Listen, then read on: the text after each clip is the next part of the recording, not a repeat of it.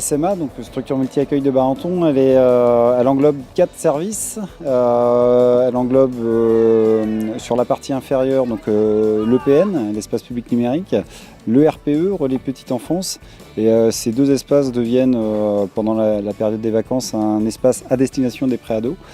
Et puis sur la partie supérieure du bâtiment, donc on a l'accueil de loisirs extrascolaires, donc pendant les vacances, périscolaires, avant et après l'école, et puis les mercredis. Ce qui caractérise vraiment l'accueil de loisirs de Barenton, c'est vraiment son amplitude horaire, donc 7h-19h, qui est vraiment en lien avec les besoins des familles du territoire. On a 2 circuits de ramassage. On a un circuit qui commence à Gers, qui passe par Saint-Georges et qui revient sur Barenton, et un autre circuit qui débute au Teilleul, lui, et qui revient sur Saint-Cyr-du-Bailleul. On a la chance d'avoir du personnel permanent formé sur l'escalade, sur le VTT, sur le numérique, sur la baignade, récemment la poterie. On a un territoire avec des atouts naturels qu'il faut qu'on arrive à mettre en avant.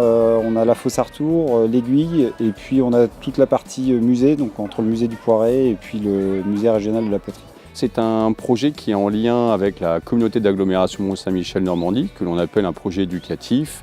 L'intérêt, c'est de favoriser un développement global de l'enfant jusqu'à son évaluation, c'est-à-dire connaître un petit peu l'ensemble des potentialités des enfants qui sont axés sur différents critères, la citoyenneté par exemple, le développement de la personnalité, la relation avec les autres enfants. C'est un service qui est adapté avec les familles, à savoir c'est un mode d'accueil qui est ouvert de 7h à 19h et qui se veut accessible et équitable à l'ensemble des familles du territoire. Nous accueillons des enfants de 3 à 14 ans sans distinction. L'enfant a sa place au cœur du projet, notamment la notion du handicap qui existe au sein de notre accueil de loisirs. Nous apportons quelques ajustements avec l'équipe d'animation et des moyens physiques, des moyens financiers, des moyens matériels pour que l'enfant puisse découvrir l'accueil de loisirs dans différentes notions, loisirs éducatifs,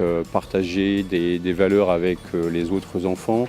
Donc cette notion d'entraide, de respect d'autrui, et la différence en tient tout son sens dans ce champ-là. L'espace public numérique a pour particularité d'évoluer et de se transformer en espace pré-ado pendant les vacances scolaires. Pendant ces périodes, on inclut de nombreuses activités avec comme fil conducteur des activités numériques telles que de la création, de la personnalisation d'objets, des jeux vidéo, des activités sportives. L'EPN est un lieu de ressources où le numérique est un support pour responsabiliser les jeunes et les rendre autonomes dans les différents projets et de les rendre acteurs du territoire. Cet espace permet d'offrir la possibilité aux jeunes d'acquérir de l'autonomie, de construire et de les associer à différents projets.